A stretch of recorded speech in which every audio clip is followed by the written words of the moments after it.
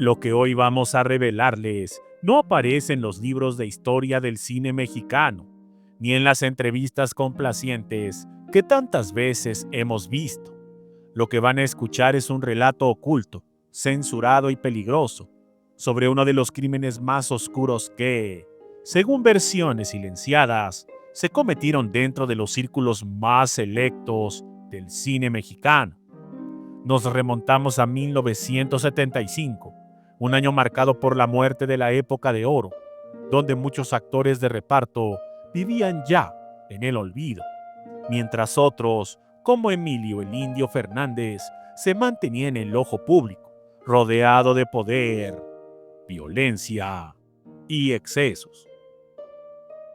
Antes de comenzar, quiero manifestarles que el objetivo de este canal es informarles a través de investigaciones en periódicos, revistas, libros e internet sobre la vida y obra, pero sobre todo aquellos aspectos que por algún infortunio padecieron estos grandes de la farándula, los cuales galardonaron el cine y la televisión mexicana.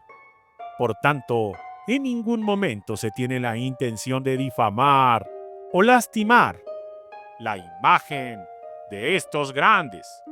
Sin más, comenzamos.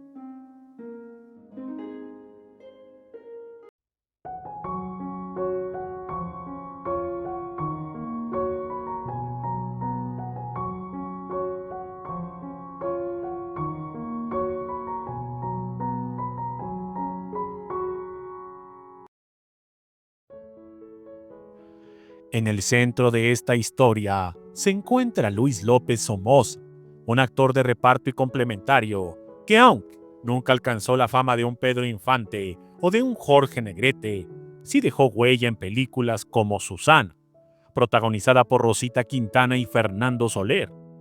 Luis López Somoza era de esos actores serios, complicados, que siempre estaban al pie del cañón para hacer el trabajo duro de complementar a las grandes estrellas. Sin embargo, detrás de esa discreta figura profesional se escondía un hombre apasionado y arriesgado. Un hombre que sin medir las consecuencias se atrevió a desafiar al mismísimo Indio Fernández, no en un set de filmación, sino en el terreno más peligroso que podía existir, el amor prohibido hacia Jacaranda Fernández, hijo del Indio Fernández y de la bella Columba Domínguez. Para quienes no la recuerdan, Jacaranda Fernández era una joven hermosa, de carácter dulce, pero también frágil, marcada por las sombras de crecer bajo la figura intimidante de un padre tiránico, alcohólico y violento.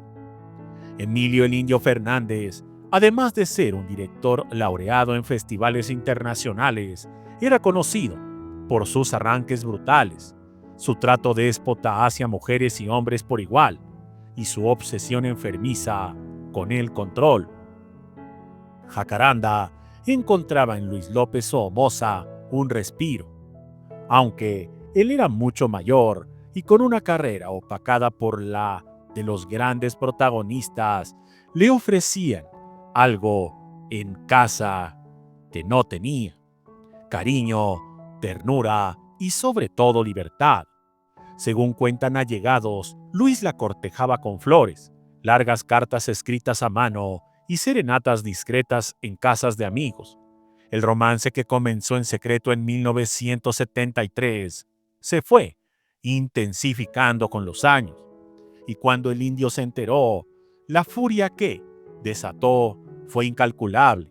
Los testigos de esa época narran que Emilio el Indio Fernández advirtió a López Somoza de la manera más brutal posible: si vuelves a acercarte a mi hija, no solo te mato a ti, mato a toda tu familia. Las amenazas no eran un juego. Todos sabían que el Indio tenía contactos con militares, policías y hasta políticos de alto rango. Su rancho, conocido como La Fortaleza, no solo era escenario de fiestas desenfrenadas, sino también de reuniones con personajes turbios, pistoleros y guardaespaldas que respondían a su mando sin cuestionar. Pero Luis, cegado por el amor, o quizás por la inconsciencia, siguió viéndose con Jacaranda. Aquello fue el detonante de todo.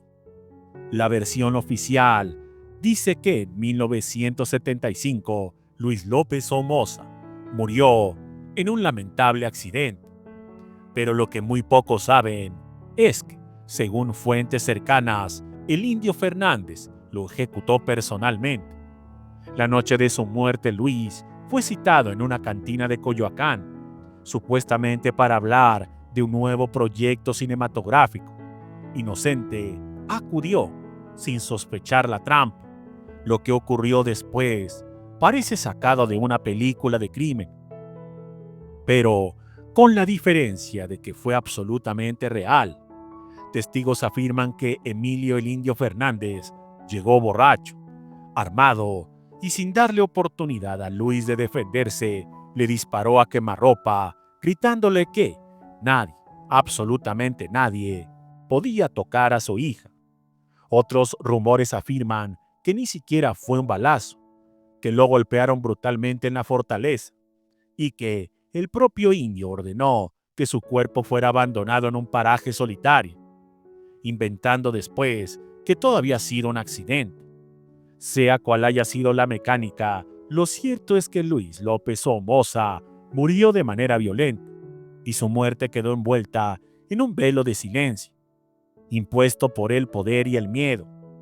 Pero la historia no termina ahí.